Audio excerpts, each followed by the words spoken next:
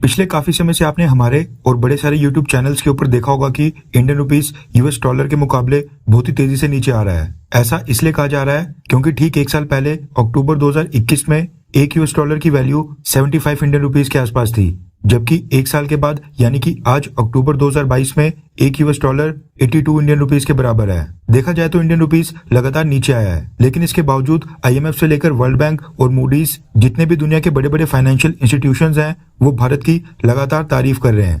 भारत की अर्थव्यवस्था के लिए बड़ी पॉजिटिव बातें बोल रहे हैं, जबकि हमारी करेंसी तो वीक हो रही है।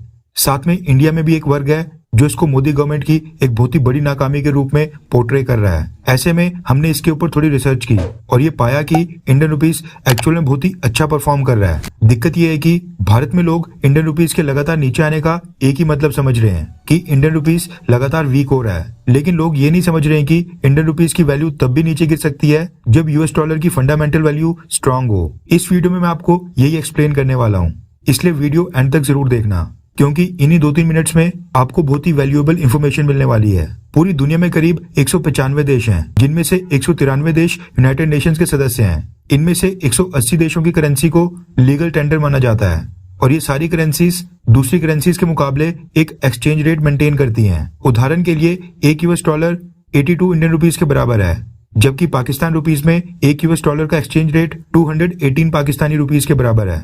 अलग अलग करेंसीज का एक्सचेंज रेट सेम या फिर डिफरेंट भी हो सकता है। एक्सचेंज रेट डिपेंड करता है कि किसी देश की करेंसी की कितनी डिमांड है। ज्यादा डिमांड मतलब करेंसी स्ट्रांग होते जाना और अच्छा एक्सचेंज रेट मिलना।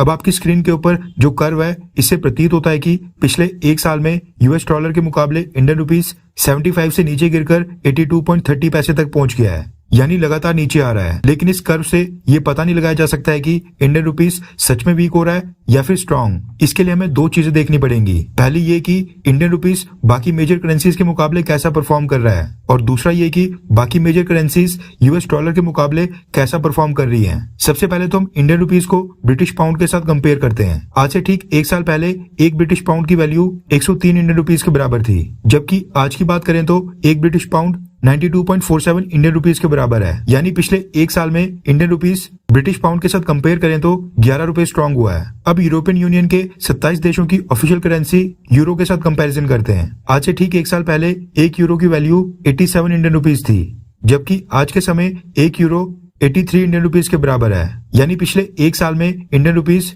यूरो के मुकाबले 4 रुपए स्ट्रांग हुआ है। इसी तरह अगर हम जापानीज येन के साथ कंपेयर करें, एक साल पहले 100 इंडियन रुपीस 152 जापानीज येन के बराबर थे, जबकि आज 100 इंडियन रुपीस में 180 जापानीज येन मिल रहे हैं। मतलब कि इंडियन रुपीस जापानीज येन के मुकाबले भी काफी स्ट्रांग हुआ है। कहने का मतलब है कि यूएस डॉलर को अगर छोड़ दें, भारत की करेंसी इंडियन रुपीस बाकी अधिकतर मेजर करेंसीज के मुकाबले स्ट्रांग हुई है। अब कंपैरिजन बनता है दुनिया की टॉप 6 मेजर करेंसीज का यूएस डॉलर के साथ। तो डेटा के मुताबिक एक साल पहले एक यूएस डॉलर की वैल्यू 90 के बराबर थी, जबकि आज 112 के करीब है। यानी दुनिया की टॉप 6 मेजर करेंसीज की फंडामेंटल वैल्यू यूएस डॉलर के मुकाबले 23 पॉइंट नीचे गिरी है। इससे प्रूव होता है कि दुनिया की सभी मेजर करेंसीज यूएस डॉलर के मुकाबले नीचे गिर रही हैं। अब ऐसा तो ये है नहीं कि दुनिया की सारी मेजर करेंसीज एक साथ ही नीचे गिर जाएं। इसका मतलब है कि यूएस डॉलर लगातार मजबूत हो रहा है। दोनों कंडीशन से प्रूव होता है कि इंडियन रुपीस वीक नहीं हो रहा है, बल्कि मेजर करेंसीज में इंडियन रुपीस तो यूएस डॉलर के साथ बहुत ही ब्रेवली लड़ रहा है। हम एक्चुअल में यूएस डॉलर को कड़ी टक्कर दे रहे हैं। अब ये सवाल भी उठेगा कि यूएस डॉलर क्यों मजबूत हो रहा है, यानी जो थोड़ा बहुत भी इंडियन रुपीस नीचे आ रहा है उसका आखिर क्या कारण है। इसका कारण है यूएस फेडरल रिजर्व रेट, जो कि इस साल के फरवरी महीने से पहले तक 0% था। अमेरिका में इन्फ्लेशन को कंट्रोल करने के लिए यूएस ने उसको बढ़ाकर 0 से सीधा 3.5% तक कर दिया है। रिजर्व रेट बढ़ने के कारण यूएस के बैंक्स ने इंटरेस्ट रेट भी बढ़ा दिए हैं ताकि यूएस की मार्केट में डिमांड कम हो। इस वजह से लोन्स तो वहां पर महंगे हो रहे हैं, लेकिन इन्वेस्टमेंट, सेविंग अकाउंट्स और एफडी के ऊपर काफी अच्छे इंटरेस्ट रेट भी मिल रहे हैं, जिसकी वजह से दुनिया के सभी मेजर इन्वेस्टर्स अच्छा फेडरल इंटरेस्ट रेट मिलने के कारण अब बाकी रीजन से अपनी इन्वेस्टमेंट को निकालकर यूएस फेडरल बैंक्स में इन्वेस्टमेंट कर रहे हैं, क्योंकि यूएस फेड बैंक्स में इन्वेस्टमेंट सबसे सेफेस्ट माना जाता है। और वैसे ही रशिया और यूक्रेन युद्ध के कारण दुनिया भर में अनसर्टेनिटीज काफी बढ़ते जा रही हैं, और सेम उसी टाइम यूएस फेड बैंक्स ने इंटरेस्ट रेट बढ़ा दिया है, जो कि सोने पे सुहागा है। यूएस फेड बैंक्स में इन्वेस्टमेंट करने के लिए यूएस डॉलर चाहिए होते हैं, यानी यूएस डॉलर्स की डिमांड इसी वजह से बढ़ रही है। इस वक्त यूएस डॉलर मजबूत हो रहा है, लेकिन आपको साल 2008 से लेकर साल 2014 तक का याद दिलाता हूँ, जब मनमोहन सिंह जी प्राइम मिनिस्टर हुआ करते थे और कांग्रेस की सरकार थी, उस दौरान यूएस डॉलर दुनिया की टॉप 6 करेंसीज के कंपैरिजन में लगातार वीक हो रहा था। यूएस फेडरल रिजर्व रेट 0% था।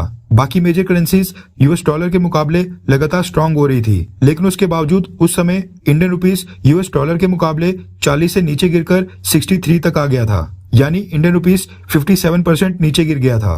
कहने का मतलब है कि असल में उस समय इंडियन रुपीस ने बहुत ही बुरा परफॉर्म किया था। आज नहीं, आज बस यूएस डॉलर स्ट्रांग हो रहा है और इंडियन रुपीस बहुत ही हिम्मत के साथ लड़ रहा है। खैर, अगर आपको थोड़ी नॉलेज मिली है तो वीडियो को लाइक करें, चैनल को सब्सक्राइब करें और जिनको ये नहीं पता उनके साथ इसको शेयर करें।